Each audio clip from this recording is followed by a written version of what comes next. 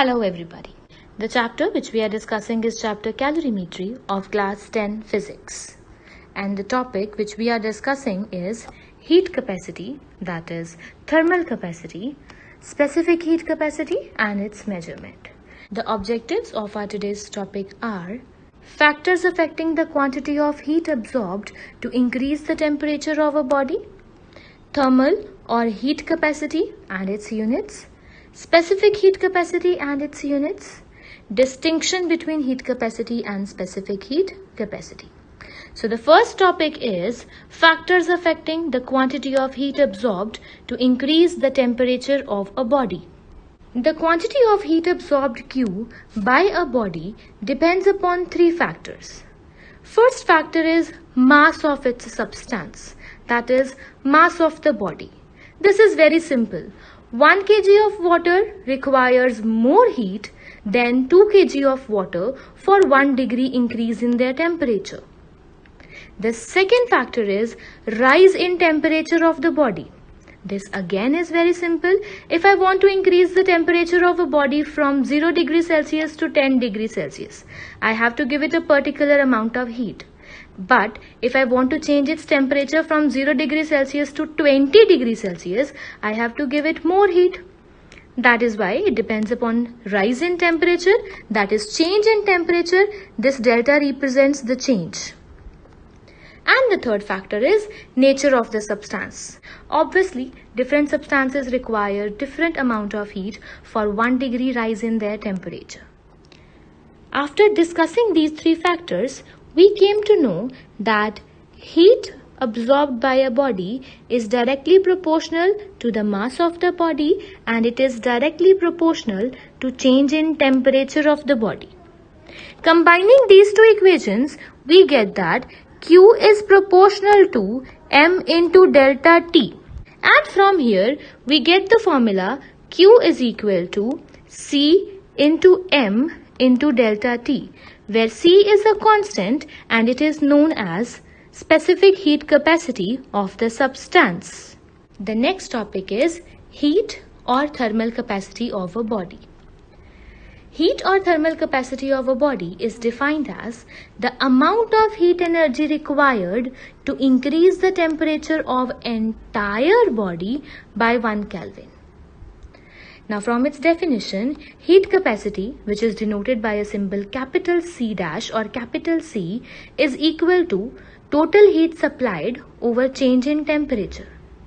From this formula, the unit of heat capacity is joule per kg or joule per degree Celsius, as the unit of heat is joule and unit of temperature is Kelvin or degree Celsius. Now this is the formula which relates heat capacity and change in temperature. The formula is heat supplied is equal to heat capacity into change in temperature. That is Q is equal to capital C into delta T, where delta represents the change. The next topic is specific heat capacity. The specific heat capacity of a substance is defined as the amount of heat energy required to increase the temperature of unit mass of that substance by 1 Kelvin or 1 degree Celsius. Specific heat capacity is denoted by a symbol small c. Now, Q is equal to M into C into delta T. So, C from this formula is equal to Q upon M into delta T. So, this is the relation between heat, mass of the body, specific heat capacity and change in temperature of the body. Next is the relationship between heat capacity and specific heat capacity. Heat capacity, that is capital C dash, is equal to mass of the body into specific heat capacity of the body. Formula is capital C dash is equal to mass M into small c, where small c is specific heat capacity of the body. Now, the next topic is difference between the heat capacity and the specific heat capacity. Heat capacity. It is the amount of heat energy required to raise the temperature of entire body by 1 degree Celsius. Specific heat capacity, it is the amount of heat energy required to raise the temperature of unit mass of a substance or body by 1 degree Celsius or 1 Kelvin. It depends both on the substance and mass of the body. More the mass of the body, more is its heat capacity.